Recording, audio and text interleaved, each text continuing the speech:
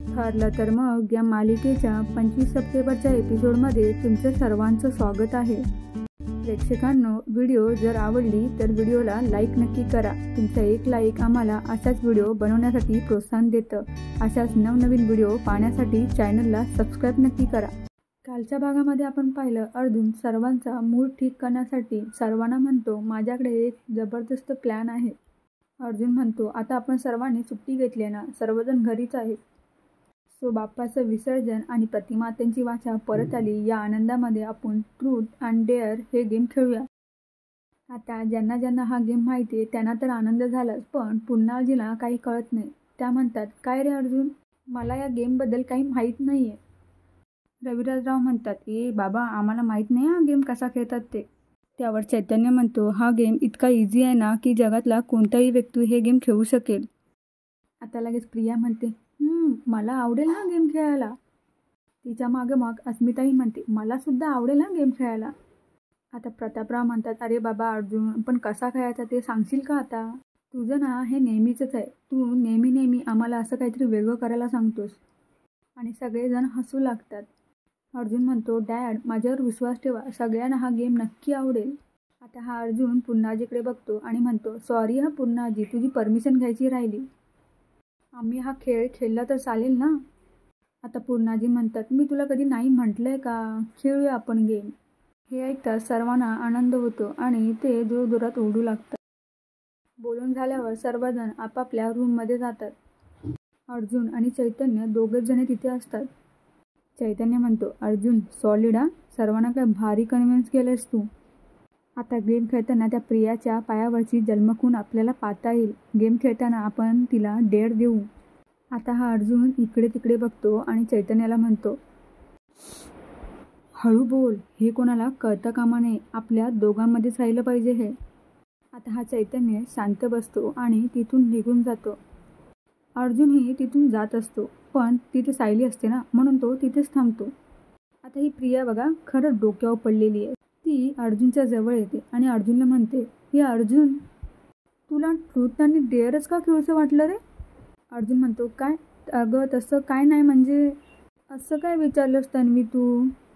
प्रिया म्हणते, हा ना सर्वात आवडता गेम आहे माझा. म्हणजे एकेकाकडून खरं वदवण्याची काय मजा येते ना या गेममध्ये. काय सांगू मी तुला, खूप मस्त वाटतं ना. म्हणजे तू जर का मला डेअर दिलीस ना अर्जुन, तर मी ना सगळ्यांसमोर प्रपोज करू शकते तुला, बरं का? आता ही प्रिया हसते आणि मुद्दामच अर्जुनच्या खांद्यावरती जोरात मारते. आता हा अर्जुन तिच्याशी लांबून बोलण्याचा प्रयत्न करतो, पण प्रिया सारखीच संधी शोधत असते अर्जुनच्या जवळ जाण्याची. आणि तिच्या एक्सप्रेशनसुद्धा कमाल असतात प्रेक्षकांनो. पण अर्जुन पण कमी आहे का? तो म्हणतो, मी ना हा गेम तुझ्यासाठीच खेळतोय. आणि मनात मात्र म्हणतो, तुला मी सगळ्यांसमोरात एक्सपोज करणार आहे की तू तन्वी नाही आहेस. पण प्रेक्षकांना तुम्हाला वाटतं का हे एवढ्या लवकर दाखवतील? मला नाही वाटत. काय तुम्हाला पण असंच वाटतं का? मला कमेंट करून नक्की सांगा. इकडे साक्षी मैपतच्या जवळ जाते. मैपत अगदी शांत बसून ग्लासकडे बघत असतो. साक्षी म्हणते, काय अण्णा, आतापर्यंत तुमचे 2-3 पेक संपलेले असतात, पण आज फक्त तुम्ही 1 टक पेककडे बघताय, काय झालंय? आता मैपत म्हणतो, त्या प्रतिमाला वाचा आलंय हे ऐकून माझा घसा कोरडा पडलाय. दारू तर सोड, माझ्या घशाखाली पाण्याचा एक घोटसुद्धा जात नाहीये.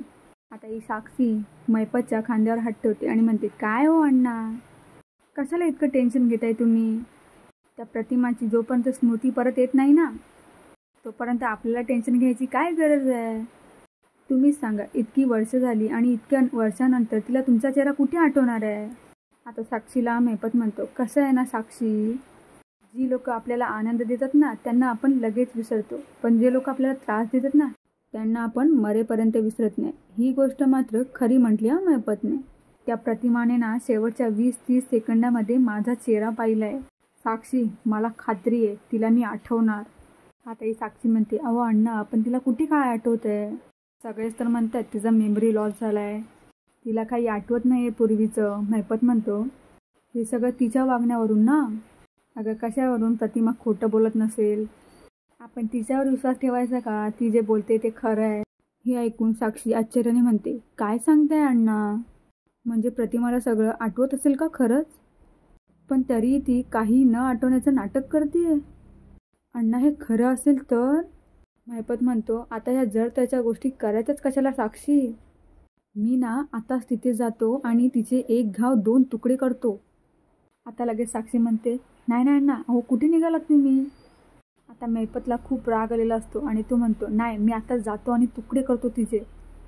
म्हणजे मी जर समोर गेलो आणि तिला आठवलं मी, तर समजून घ्यायचं तिला सगळं आठवते, ती नाटक करते. आता साक्षी म्हणते, अहो अण्णा, तुम्हाला कुठेही जायची गरज नाही आहे. तुम्ही जर असे गेलात ना तिच्यासमोर, तर तुम्ही स्वतः संकटांना आमंत्रण द्याल. ती पुन्हा एकदा महिपतला म्हणते, अहो प्रतिमाला जर सगळं आठवत असतं तर तिने ही गोष्ट अर्जुन आणि किल्लेदारला सांगितली असती ना. अहो जेव्हा तिला बोलायला येत नव्हतं ना, तेव्हाच तिने खाणाखुणा करून त्या पोलिसांना तुमचं स्केच काढायला सांगितलं असतं. आणि आता तर काय वाचा फुटले तिला. तिने जगाला ओढून ओढून सांगितलं असतं, तिचा जो चेहरा भाजलाय ना, तो तुमच्यामुळे भाजलाय. त्यावर महिपत म्हणतो, अगं बाई, हे सगळं ती नंतर पण करू शकते ना. ती बोलायला लागणार, पोपटासारखी बोलायला लागणार साक्षी. तिचं नाटक ना मी संपवूनच टाकतो. आता ही साक्षी म्हणते, अहो अण्णा, आपण तिला नाटक करून काय भेटणार आहे? आणि मला सांगा, तुमचं डोकं एखाद्या क्रिमिनलसारखं विचार करतोय, तसंच सर्वांचं डोकं विचार करू शकतो का? महिपतला आता खूपच राग येतो आणि तो म्हणतो, मग काय मी हाताला मेहंदी लावून बसू का? आता ही साक्षी म्हणते, मी तुम्हाला असं म्हणत नाहीये. तुम्हाला जर कोणाचा बंदोबस्त करायचा असेल ना, तो त्या प्रियाचा करा. ती ना डोक्यावर बसली आपल्या. आपण इतका पैसा खर्च करतो तिच्यावरती, तिचा काही उपयोग आहे का काडीचा? तिला ना ती व्हिडिओ दाखवून फक्त आपल्याला ब्लॅकमेल करता येतं. महिपत म्हणतो, त्या व्हिडिओमुळेच माझ्या हात दगडाखाली अडकलेत ना, नाहीतर त्या दगडाने तिचं डोकं चेचलं असतं आणि तिची जीभ कापून टाकली असती. त्या व्हिडिओमुळेच गप्प बसलोय मी. एक गोष्ट लक्षात ठेव साक्षी, ती पोरगी आहे ना, ती लेचीपिची नाही आहे बरं का. आपण ना तिच्यापासून सावध राहायला पाहिजे. ती पोरगी किल्लेदारांची लेक म्हणून वावरते त्या घरी, त्यामुळे ती पोरगी साधी असूच शकत नाही साक्षी. महिपतला हे बरोबर माहिती आहे प्रेक्षकांनो, की प्रिया किती चॅप्टर आहे ते. आता ही साक्षी म्हणते, आपण पण काय साधेसुधे नाही होत हां. एकदा का तो व्हिडिओ माझ्या हातात आला ना, की तुम्ही बघाच मी तिचं काय करते ते. तेही एकदम शांतपणे आणि संयमाने. पुढील भाग दुसऱ्या व्हिडिओमध्ये कंटिन्यू केला आहे. शेवटपर्यंत पाहण्यासाठी धन्यवाद.